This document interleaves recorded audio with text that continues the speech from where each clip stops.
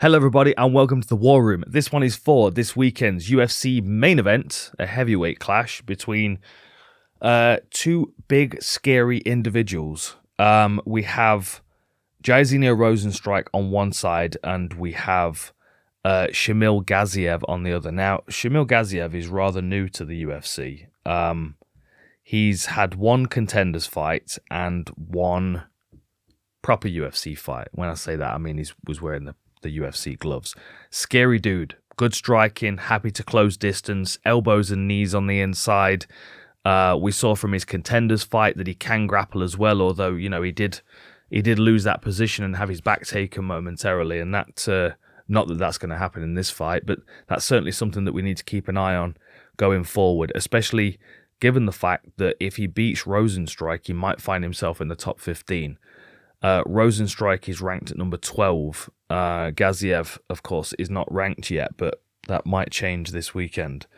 But yeah, I mean, if he does find himself ranked and if he does start to climb this heavyweight division, because, you could quite easily see him mixing it up with some of these guys, like if he beats Rozenstruik, you could see him getting a Marcin Tybura or a Derek Lewis, and because he's got a more well-rounded game, there's more of a possibility that he's going to do well in the heavyweight division because he can strike and he can grapple.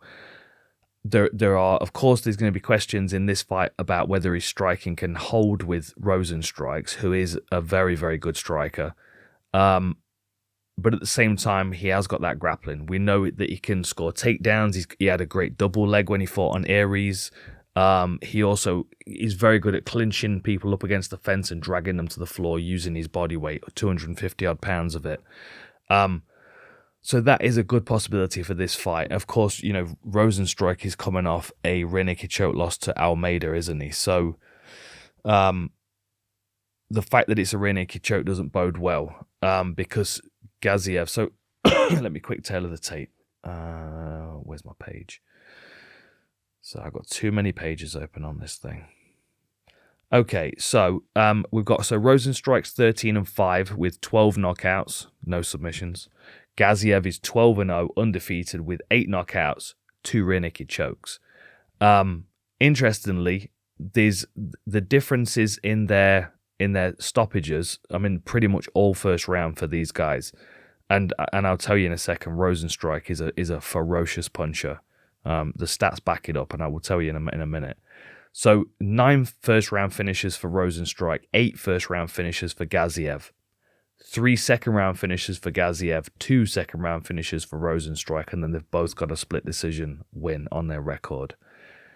Giziev, I will double-check before I say it out loud. No, I'll say it out loud anyway. Giziev, I don't believe has had any 5-round fights. He has that one split decision is on Aries, and it was a bit of a...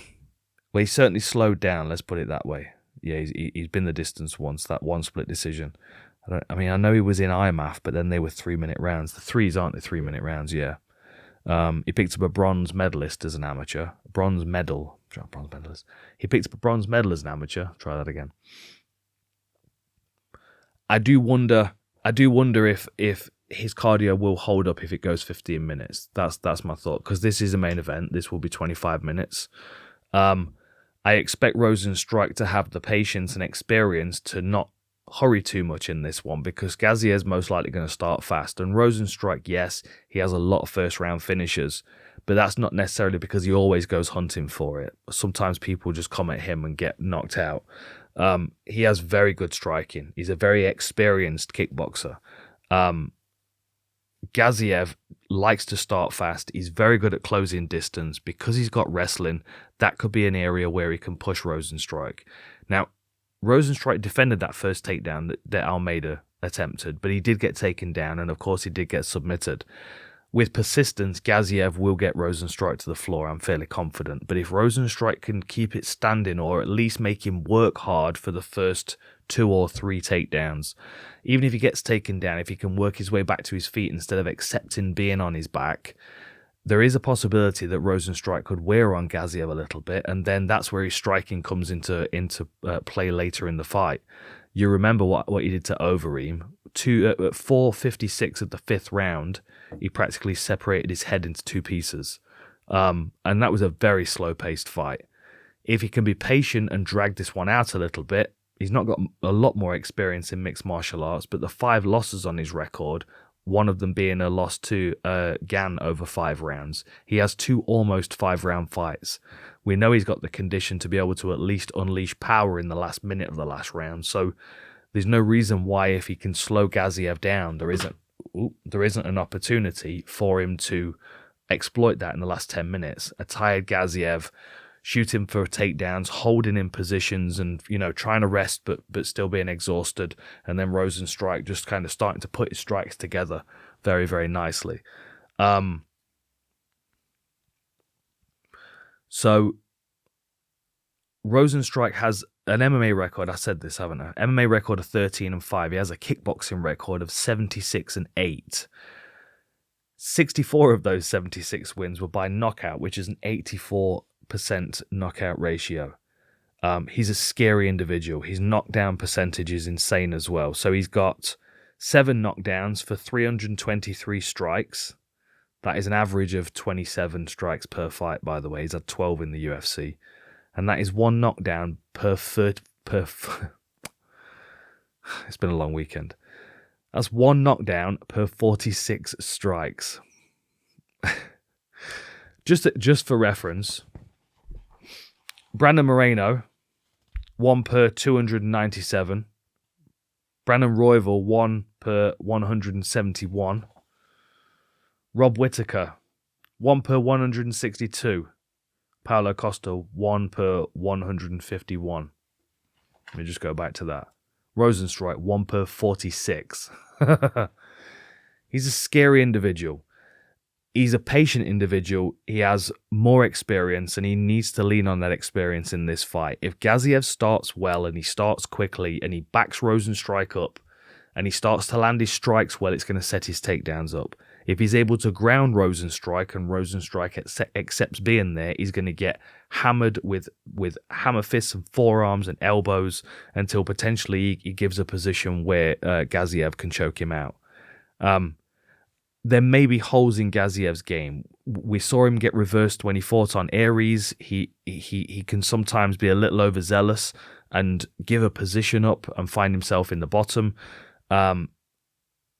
He also gave his back on the Contender Series and was stuck there for a moment before he was able to turn to guard and, reverse that position.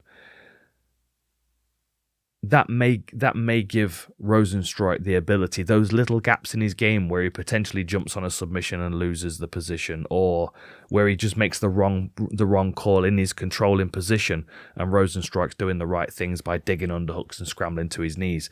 He might be able to keep getting to his feet, and if he can do that 2-3 times, he might be faced, like I said, with a very tired Giziev. Giziev does work very well to the body. That's one thing that can potentially nullify this. If he's able to back Rozenstruik up and start landing those power shots, elbows, he does really good work with elbows.